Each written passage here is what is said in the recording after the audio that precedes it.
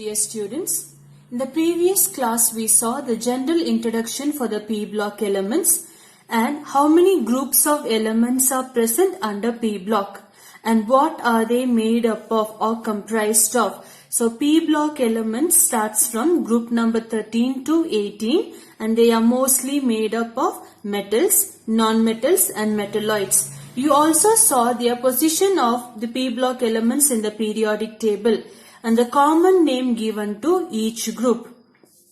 Then we moved on to a point called, now when I say 13th group, 14th group, 15th group, there should be some reason or some common similarity which makes me put those elements in a particular group. So these criteria is explained based on the 4 subtopics. One is based on electronic configuration along with the oxidation state. Second one based on the size, third one based on ionization enthalpy and the fourth one electronegativity.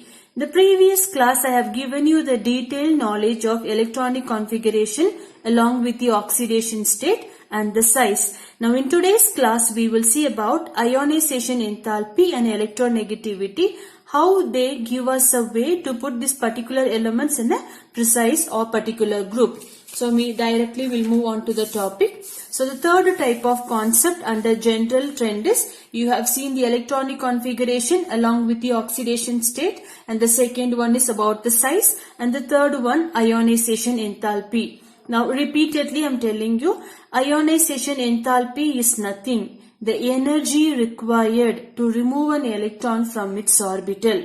The key point here is ionization enthalpy decreases down the group as atomic size increases and the vice versa. The same thing I have put down in a points for you. Why does it decrease? Greater the size, more loosely electrons are filled. On the other hand, smaller the size, more tightly or closely the electrons are filled.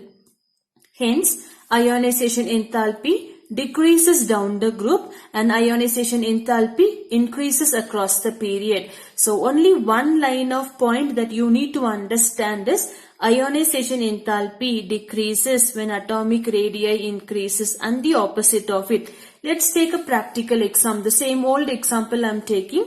Boron, atomic number is 5. Plot the configuration 1s2, 2s2, 2p1. Now aluminium is found in the boron family, that is after boron. If you look at the periodic table, aluminium is a member of boron family. So boron followed by aluminium. So I have taken the same example. Now atomic electronic configuration for aluminium is 1s2, 2s2, 2p6, 3s2, 3p1. Now what's my point here? Ionization enthalpy decreases at the atomic size increases. Now if you look here, the energy level is for me 2 and here the energy level is 3. So let me show you with a diagram here. We will just only concentrate this part of the page here. Now boron, how many energy levels I've got? 2 energy level. 1s2, 2s2, 2p1. So they form in the same energy level. So only 2 energy levels I've got. When you think of aluminium, how many energy levels do I have? I've got 1s, 2s, 2p6, 3s2, 3p1, meaning 3 energy level. So here, which one's atomic radius will be more, of boron or aluminium? Naturally, aluminium's atomic size is greater than the boron. So therefore, we say the point here, ionization enthalpy decreases down the group because here, compared to boron, here electrons are more tightly packed than aluminium. Here because 3 energy level, electrons are more loosely packed. Here only 2 energy level, electrons are tightly packed. So the greater the size, more loosely is the electron held. So the more looser the electrons are held, less energy only is required. Now, I have also written ionization enthalpy increases across the period. So I have taken the period of boron. Now it starts with the boron. At the same period I have taken an example of oxygen. What's the atomic number of oxygen? 8. If I plot the configuration 1s2, 2s2, 2p4. If you look here, here also energy level is 2. Here also energy level is 2. But count the number of electrons. Here I have 3 electrons. 3 plus 2, 5 electrons. Here how many electrons do I have? 2 plus 2 plus 4, 6, 8 electrons I've got. So naturally here ionization enthalpy, lesser the number of electron, less energy is required. More the number of electrons, more energy is required. It's because of that I say ionization enthalpy increases across the period. Now let's see one more example of aluminium. Atomic configuration, the same period I'm taking aluminium. So here I've got together 13 electrons. For chlorine, along the same period I have taken the chlorine example. How many electrons do I have? 17 electrons do I have here. So third energy level I have only 3 electrons. Here third energy level I have a 7 electrons. So therefore down the group when you consider ionization enthalpy for aluminium is less than boron.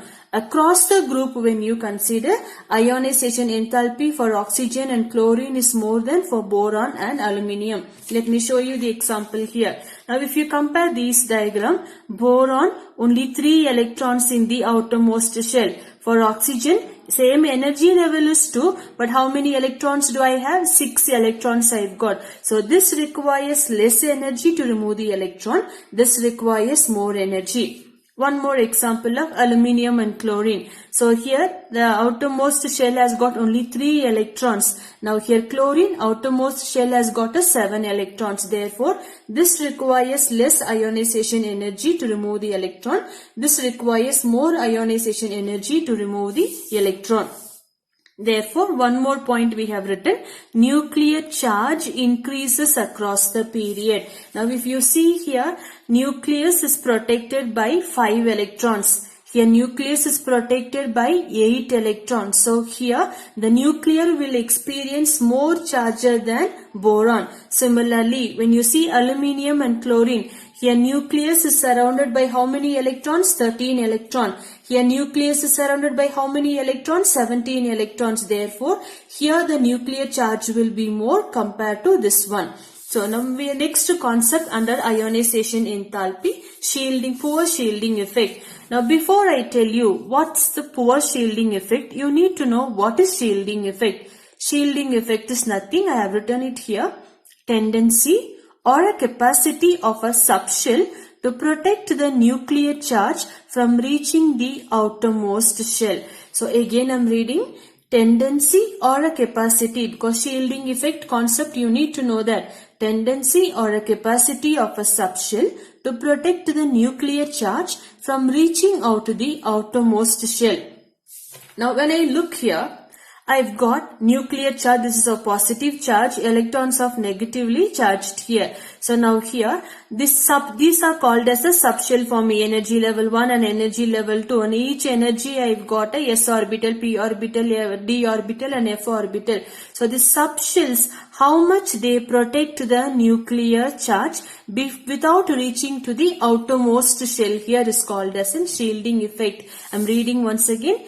Tendency or a capacity of a subshell to protect the nuclear charge from reaching out to the outermost shell. Now when we see this shielding effect, all you have to remember is S subshell will have the greater shielding effect. You know that for every electronic configuration, we start with 1s, 2s. So S orbital will be protecting the nuclear charge, nucleus more than the other orbital. So screening effect for S orbital is more compared to P. P is more compared to D. D is more compared to F. And one more point here, S and P subshells will have a greater shielding effect. What is the meaning of shielding effect? Their tendency to protect the nuclear charge without reaching to the outer orbital. When D and F are present, the shielding effect is less compared to S and P or subshells. Now the point, we are coming back to the point here. Now in group number 13 and 14, now under P block elements, we learned the detailed properties of group number 13 to 18. Now we observe poor shielding effect in group number 13 and 14. What is the reason? I have given it to you here. Poor shielding effect is observed in group number 13 and 14. Example, from boron to aluminium when we move, ionization enthalpy decreases definitely. Now, when we move from aluminium to thallium in the same group, now please look here. Boron to aluminium, ionization enthalpy decreases. Now from aluminium to thallium, they suddenly decrease and slightly they increase. So there is no steady increase or decrease. Little bit of variation takes place from aluminium to thallium. What is the reason here? Deviation in ionization enthalpy occurs. Why is it so? Because of the presence of inner D and F electrons. I have taken the example of gallium. Atomic number of gallium is 13. So when you plot the configuration, argon 3d10, 4s2, 4p1. I just finished telling you shielding effect is more when the nucleus is covered by S and P orbital. When they have the presence of D and F, then shielding effect is less. Because when we see the electronic configuration, electrons are entering the D orbital. It's because of this, these electrons do not protect the nucleus as S and P orbitals protects them. So therefore, poor shielding is seen, hence the variation in ionization enthalpy. Now let's move into the next topic. So I told you group number 13 and 14, poor shielding effect is seen. Why poor shielding effect is seen? Electrons are entering in the D orbital and F orbital. Compared to S, P and DF, S and P will have the more shielding. If D electrons begins to enter D and F, shielding is less, meaning they don't protect the nucleus as much as S and P subshells protected. Now, when we move from group number 15 to 18, they overcome the poor shielding effect. Group number 13 and 14, they are dominated by the poor shielding effect. Group number 15 to 18, they overcome the poor shielding effect. What's the reason? Here also regular increase in ionization enthalpy. Here there is a deviation in ionization enthalpy. As I told you, boron to aluminium, there is a steady decrease. Between aluminium to thallium, there is a decrease and increase. Deviation takes place because electrons begins to enter in the D and F inner orbital. Now when we see for group number 15 to 18, continuously they keep decreasing. There is no variation is seen down the group I have given. Why is it so? Poor shielding effect. Here also electrons enter D and F orbital, inner D and F orbital. But we will see the reason. Why is it so? Poor shielding effect of D and F electrons are overcome by the increased shielding effect of additional P electrons. Now, what's the reason? Ionization enthalpy of successive groups increases than the corresponding elements in the previous group. Now, before I move into explain about this point, let me give you one practical example. You all know that very well. Always half-filled orbitals are, now if you have, for example, p orbital. Now, how many electrons p orbitals can have? A maximum of p orbitals can have a 6 electron. So, now 1, 2, 3. Now next I've got here, so one more p orbital, let me draw 1, 2, 3. I've got 1, 2, 3, 4, 5, 6. Now if you look here, now either when they are half filled or when they are fully filled, their electrons are more stable in their orbital. So this is the point of interest here. Poor shielding effect of D and F electrons are overcome by the increased shielding effect of additional P electrons. Now let me take the same example here. When you look for a gallium, I have p orbital only with because 3d10 is a completely, because d can have maximum of 10 electrons, d orbital is completely filled. S orbital can have maximum of 2 electrons, they are also completely filled. P orbital has only 1 electron because we saw between S and P, because if S is not able to protect, P will be protecting here. But how many electrons are there? Only 1 electron. Now when you see for any other element across the period here. Poor shielding effect of d and f electrons are overcome by the increased shielding effect of additional p electrons. So when the p orbital reaches up to 3, now when it is 1 it is very less. When it reaches up to I mean more than 3, 4, 5, either when it's a half filled or fully filled, the stability increases. So that's the reason. Group number 15 to 18, poor shielding effect is overcome by the additional p electrons. We will see some more examples when we work with the in the individual, when we study the elements in individual group. Now one more point I have written. Therefore, ionization enthalpy decreases down the group and ionization enthalpy increases across the period. Now we'll move on to the last type of criteria based on electronegativity.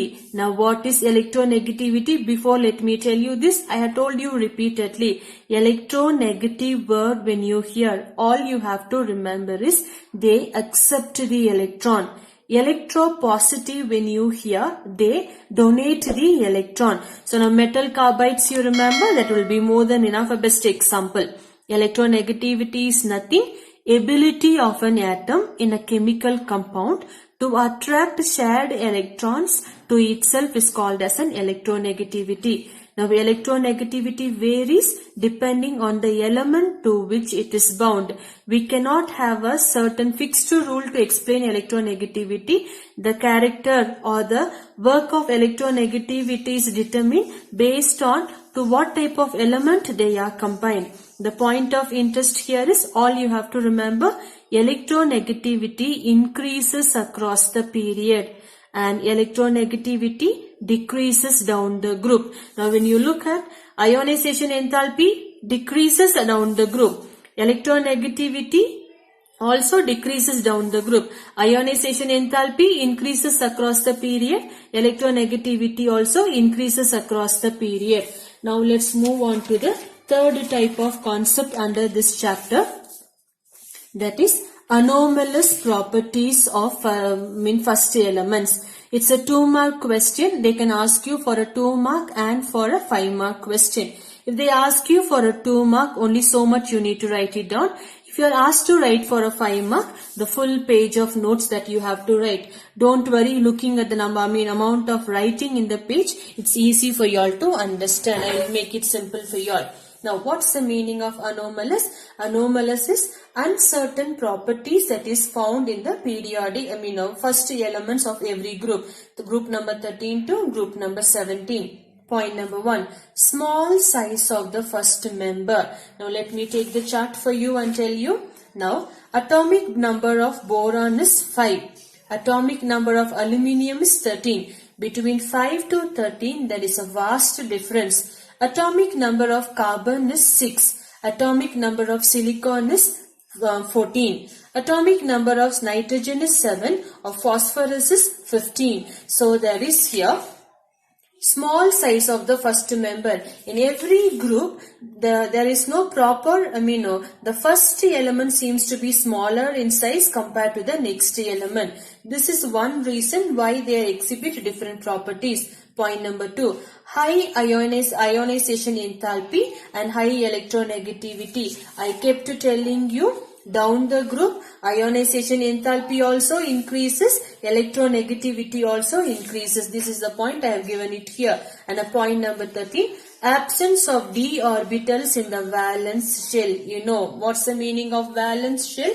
Number of electrons. That's a not completely filled electron. We saw the formula to be ns2 np126. Now we have electronic configuration where d orbital, f orbital coming into. But when we plot the configuration, all these orbitals will have a completed filled electrons. But when it comes to p, we will run short of no insufficient or incompletely filled d or f orbitals will be found here. So these are the 3 reasons. Small size of the first member. Remember the example of boron and aluminium, carbon and silicon.